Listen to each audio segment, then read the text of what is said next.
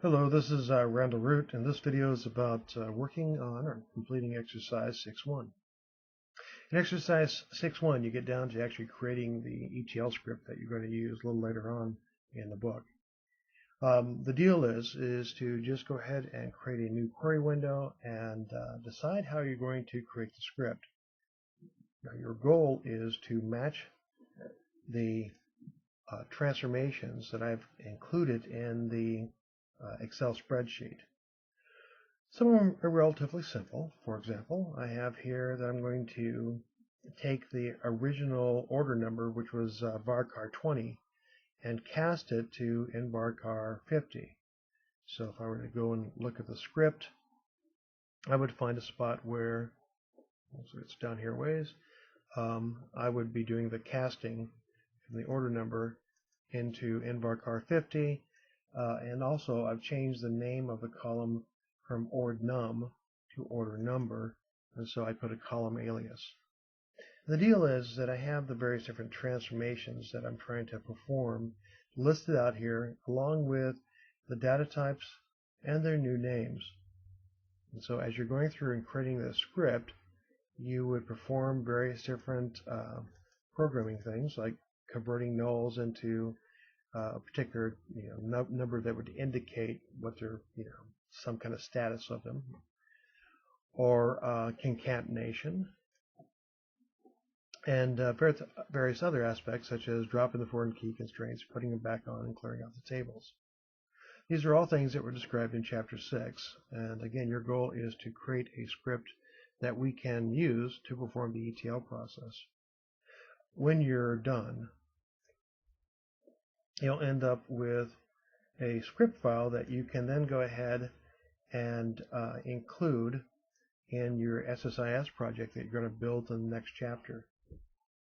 Now, you can't really go too wrong in this because I've given you my example of the script that we can use in the next chapter. So really, your goal here is just to get the feel for the process. And that depends on how much you need to get the feel of the process, depends on your skill level.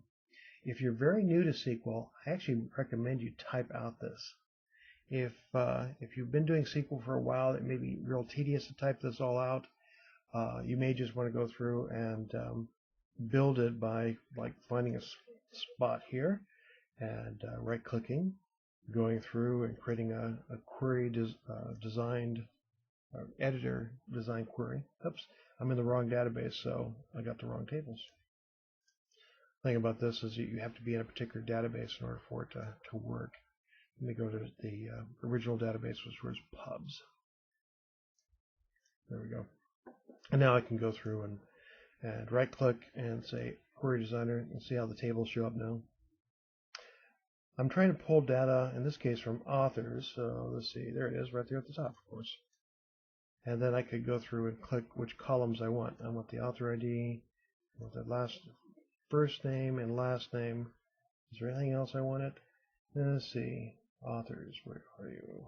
Oh, here it is. Yep, no further. Author ID, first name, last name, and state. Okay, state. Once I do that, it'll type out the code for me, and then my job is just kind of clean up the mess the designer makes for me by including things like the conversion code, the column aliases, concatenation, and well, I guess that's it. Hopefully that technique will be useful to you.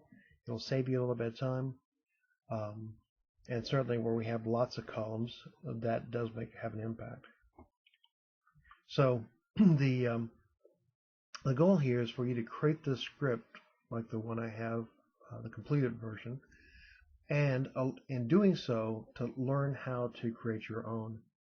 There is the learn by doing exercises that come with the book's downloadable content, in which case I've done something very similar using the Northwind database. Also on the website you'll find an additional database based on AdventureWorks 2012. If you need additional practice, you can try using that one and doing the same thing. In the end, though, hopefully the chapter and the exercise along with it will teach you all the basics you need to know. Well, I'll let you get to it.